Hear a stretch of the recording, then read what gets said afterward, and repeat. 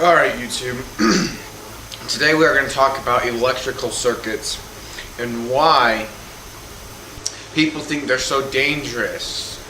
Because some people out there think, well, electrical circuits are so dangerous that maybe I should call someone to fix my light switch that's broken. Or maybe I should call someone to fix a light fixture.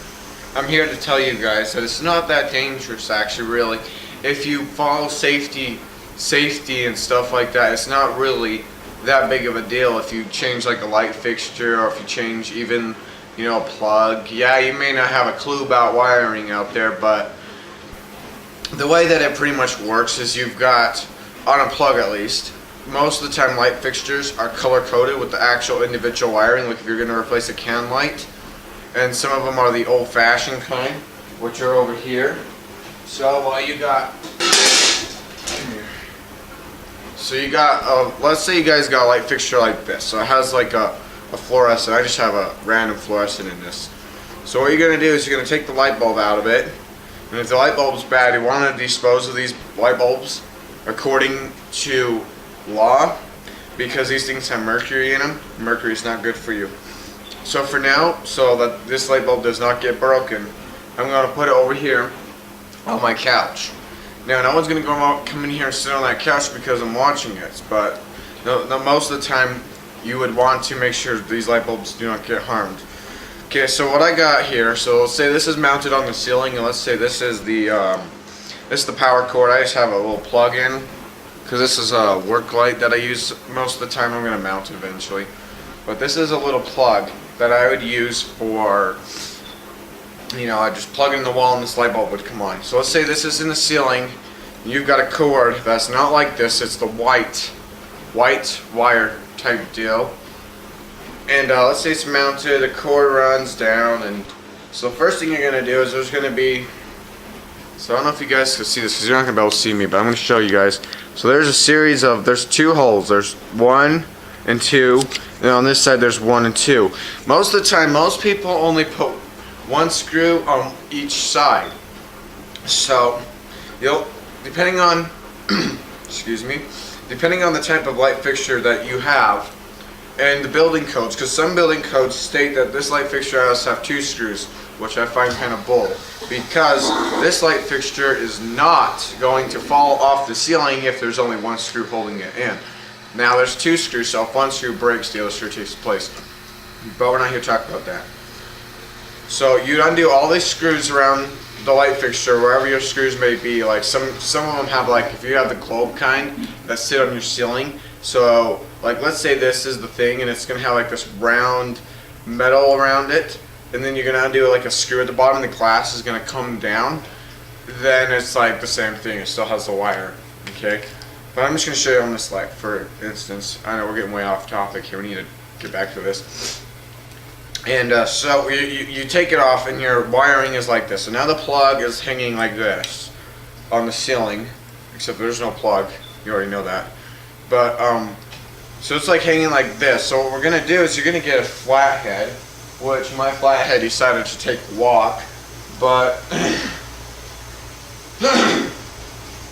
I have a Phillips head, but Phillips heads won't work on this because they're flatheads. See, I got this bladed screw. See, on.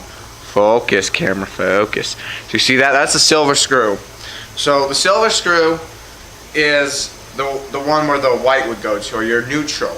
Your neutral doesn't have power in it, contrary to belief. This one has no power in it. Like, if I were to plug this cord in and I were to touch this prong, I would not get shocked. Because this is just basically it's a ground. So if you let's say you got a light fixture, and most of them are like this. You got a light fixture, and it has ground on it, like a bare copper wire attaches to this on this plate. This one doesn't have it because it's all plastic, so it's not going to shock me if it were to have an electrical fault. And it might, because, like, let's say my light bulb has metal around here, which is highly unlikely, then I might get shocked. But so you undo the one from silver. White goes to silver. Remember, always remember, black goes to the darker color, because black is always the dark color. Now you got a gold color looking screw. That gold color looking screw is the black terminal, or your power wire. because like I said, this has no power in it. This wire, most of the time, like let's say if we get turn the switch off and you're wearing grounded rubber shoes which you can't see, and you come up to this light fixture and you stick the screwdriver on the gold prong. You're gonna feel it, but it's not gonna just go bang and shoot you right off the ladder. No, it's just going to, you're just gonna feel it, and you'll know that there's power in it. So you undo these, then this will come off the wall, and you just put a new light fixture in. Most of them, if you follow the rule where white goes to silver and black goes to gold, most appliances are like this. Some of them are reversed. Now, I didn't make appliances, or I wouldn't make them all different because everyone tries to make everything complicated these days. But most of the time, it's white to gold.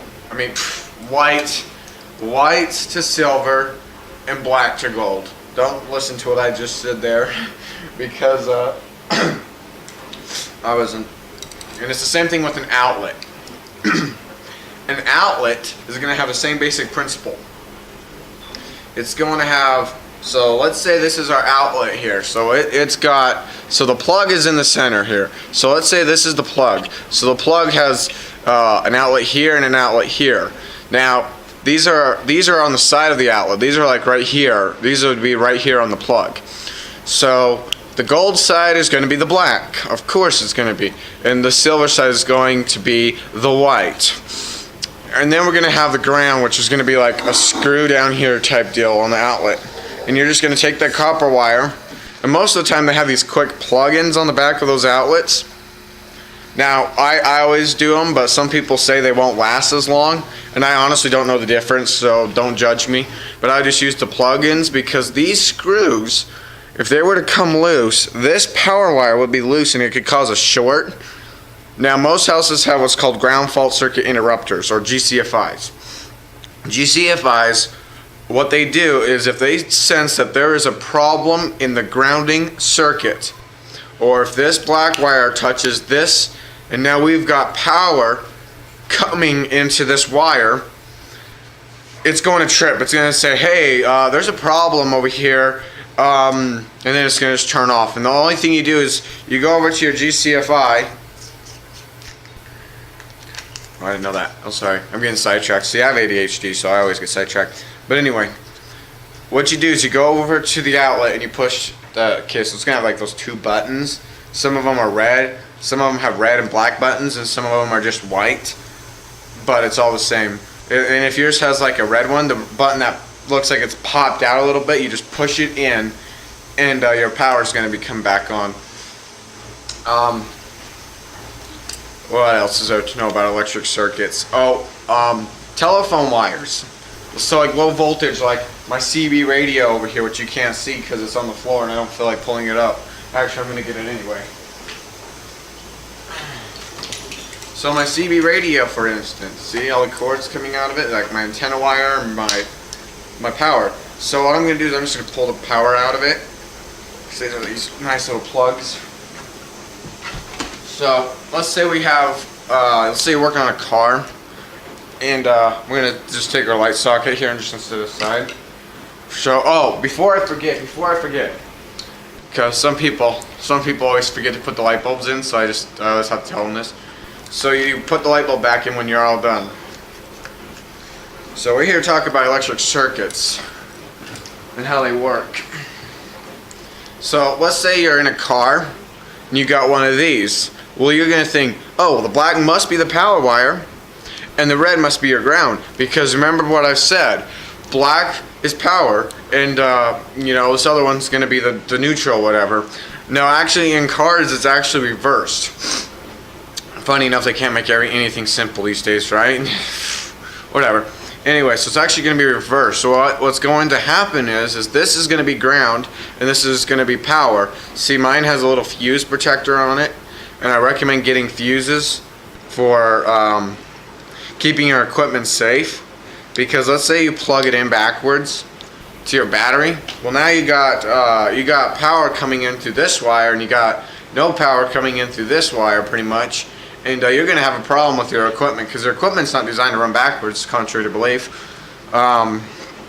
So what we need to do is when you open up like your electrical panel in your car, for instance, you're gonna see like a bunch of wires like this, only they're gonna be like multicolor and stuff. I also recommend, if you're gonna work on your car, go to your instruction manual, go to YouTube and look it up, because YouTube has everything on it. I will do some stuff, but I don't have all cars' electrical systems online. So I recommend, if you're gonna do work on your car, look it up online or look it up on something. So if you are going to put in like a CB radio like this, for instance, what you need to do is, first you need to have a wire long enough. So like, let's say if I was going to do it with this and it has a short little stupid wire, what I'm going to do is I'm going to take a wire cap like a orange one, or, because I don't recommend the red ones because they're really big, but a yellow one would also work. There's several different types. Just don't use like a very big one. Use kind of like, don't use the smallest one you have, and don't use the biggest one you have. Use something in between the medium-sized wire cap. And if you go to Home Depot, they'll also talk to you about that as well. You can ask them, hey, my friend on YouTube says, hey, I need to get an in-between wire cap between medium and small.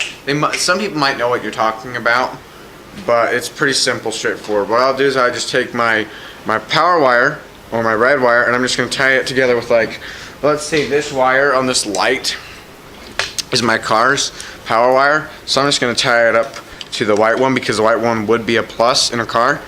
So I'm just going to tie it up to this, wire cap it like so, and then I'll be good. Now some people don't have wire caps and don't feel like getting them. This is something I do not recommend doing. So if you do this, I'm not responsible for it. Just gotta put that out. Is you'll take a connector and you'll wrap it around like this. Like, so let's say this is my power wire. You'll wrap it around like this, and then you'll put electrical tape around it. Don't do that, because electrical tape will fall apart over time. Then you'll get a short, because these two will tap each other and you'll potentially blow your car out. That's it for today, and how to do electrical wiring on anything. Well, not anything, just some things I'm talking about. But I will put another video up. Don't worry, guys. I'll put another video up of how to do more and more stuff. Actually, I'll probably get it done today sometime, because I'm going to upload this one tonight anyway. So we'll see you later. I've got to push the pause button. So see you later.